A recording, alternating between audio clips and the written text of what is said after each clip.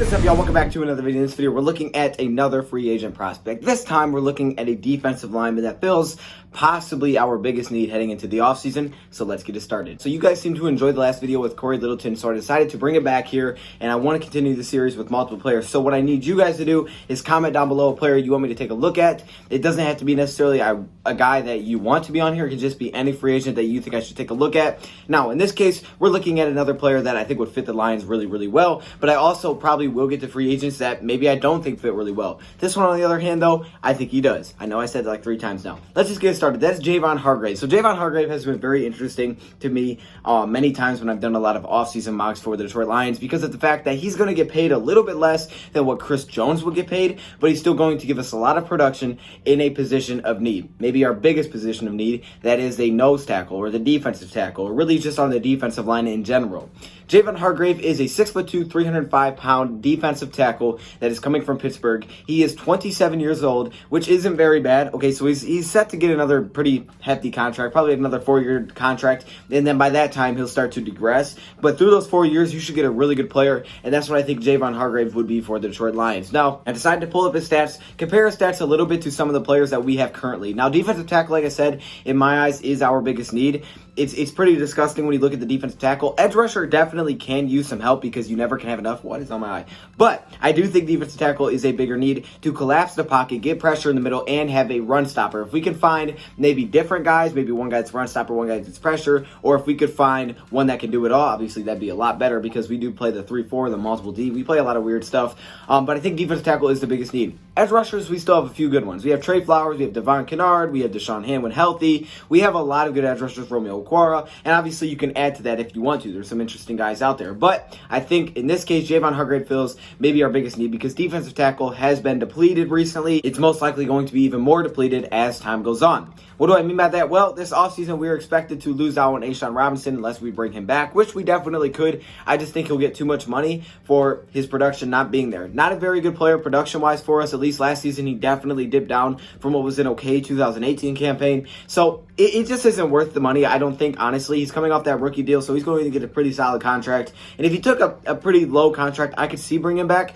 but the production's not there. You can go look at his numbers. It's just not there. Damon Harrison, who had a great season in 2018 as well, really dropped off in 2019, like really dropped off. Now, there were injuries around him. He had a few, so that definitely affects some things. But still, with his age and how far his production dropped off, even if you do bring him back and don't decide to trade him or cut him, then still you need someone to go along with him. Definitely someone younger that can start getting into that role and kind of take over and be the main guy. Damon Harrison is a pretty old defensive tackle, so yes, we need other options around there. So let's go through the stats for Javon Hargrave. We'll compare them to Snacks and A'Shawn, and we'll continue from there. So in 2016, which was his first year with the Pittsburgh Steelers, he was drafted out of South Carolina State in the 3rd round back in 2016, and he has been with the Pittsburgh Steelers for all 4 years through that rookie deal. So in 2016, he played in 15 games where he had 13 starts. Pretty good. You'll see he's really healthy, okay? There's not missing games and stuff like that. He's a very healthy player, which obviously is a great thing. In 2016, he had 2 sacks, 27 total tackles, 5 tackles for loss, and 3 quarterback hits, which honestly isn't bad for a rookie. It's really not. Then in 2017, in 16 games played, 12 games started, he had 2 sacks, 32 total tackles, 4 tackles for loss, and 5 quarterback hits. Very similar stat line there, just with a few more tackles. 2018, definitely a big season for him. 16 games, 14 games started, 6.5 sacks, 49 total tackles, 6 tackles for loss, and 8 quarterback hits. Huge year. Definitely just, he got to another level in 2018. He took it from 2017 where he was all right, kind of A'Shawn level, and he just like completely jumped over that mountain. And then in 2019, he continued it with 16 games, 13 starts, 4 sacks, 60 total tackles, 7 tackles for loss, 6 quarterback hits, 14 quarterback pressures, and he played 63% of the snaps. Now, I wanted to include those just so you could get an idea of where he's at. Grady Jarrett had about 65% of snaps, so I thought I'd give you like a little snapshot where he is. He's very consistent. He can play a lot of downs. He plays a lot for the Pittsburgh Steelers, 63% of snaps last season, which is really nice to see. 14 quarterback curries or pressures. They're a little bit different. 14 quarterback pressures is nice. Because while we need a run stopper at the defensive tackle position, I think we also need a guy that can get pressure at the tackle position. Like I said, we have the edge rushers that can get pressure. We don't have the tackles that can get pressure. And when you can't get pressure throughout the middle, It allows teams to run all over you. It allows quarterbacks to step up in the pocket, feel comfortable on the inside, and that's just not going to work out. You just play the edge and you kind of just, all right, we're fine in the middle. That's not what you want. You want to be able to collapse that. We thought we were going to have that this season, but the production of Damon Harrison and Ashawn dropping and then injuries, it didn't happen like we thought it would. But we have seen that Devon Kennard and Trey Flowers are two crazy good edge rushers. We just need that defensive tackle position to be filled. This guy can do both, run, stop, and get pressure, which I absolutely love about him. Chris Jones gets a lot of pressure. This guy can do both. Not as well, does both though. So let's compare 2019 stats to our two defensive tackles so you can really get a feel of what I'm talking about. So Snacks Harrison last season, like I said, huge production drop. Not that he's a bad player. The age though and the injuries is something I'm concerned about. So I think it does make sense, even if you don't move on from him, to get someone else in there that's really good. In 15 games played, he had 2 sacks, 49 total tackles, 3 tackles for loss, and 2 quarterback hits. Now, 49 total tackles, honestly not bad. The problem is the year before he had 81 total tackles. So a huge drop in production. 32 tackle difference. Let's compare those stats to Javon. Well, 15 games played compared to Javon, 16, not really a big deal. 4 sacks for Javon, 2 sacks for Snacks Harrison. So you can see, kind of doubled that up. 49 total tackles for Snacks, 60 total tackles for Javon Hargrave. 7 tackles for loss for Javon. Only 3 tackles for loss for Snacks Harrison. 2 quarterback hits for Snacks, 6 quarterback hits for Javon. So you can see everywhere he's just better. He's just better, and he's a younger player, so it makes sense. Ashawn Robinson, really, really bad last season. Let's compare these stats. In 13 games played, he had 1.5 sacks compared to Javon's 4. He had 40 total tackles compared to Javon's 60. He had 3 tackles for loss compared to Javon's 7, and he had 2 quarterback hits compared to Javon's 6. Not getting a lot of pressure, not much of a run stopper. Unfortunately, the second round pick out of Alabama didn't produce last season, and he's not that old, which is really concerning. Maybe he'll step into that role with another team, or maybe with us, we'll see.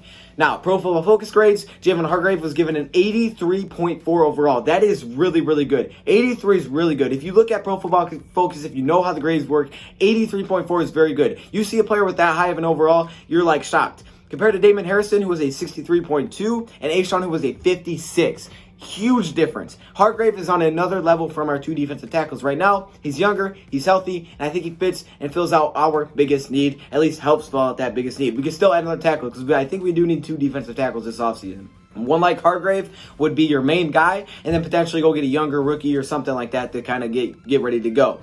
You can even keep around Snacks Harrison. If you don't, then you definitely need a second one for sure. Okay, now another thing that is nice about Javon Hargrave is his versatility. He played both defensive tackle and defensive end at times because of injuries to teammates. So that is something to keep an eye on. So sometimes maybe sacks may differ, but he can play both, which is really good because we know with the defense we play, not tons of defensive linemen, they move around all the time. It's really nice to see a guy that can do both. So that means he understands what it is to get pressure, and he understands how to be a run stopper. Those 2 things are great for the Lions, and they fill out, again, maybe our biggest need, in my opinion, our biggest need this offseason. So this is why I love looking at free agent defensive tackles. Now, his projected contract looks like $6.4 million for his first year, $7.5 million for his next year, and then in 2022 he would get about $12 million, and 2023 $14 million. That's considering what it's going to look like for a guy like Grady Jarrett or something along those lines. And usually what that means is the contract's going to start kind of low and then kind of inflate when those more risky years start. When he gets older, stuff like that, the contract's going to start to inflate. So those are the years that you are kind of worried about giving him the contract for.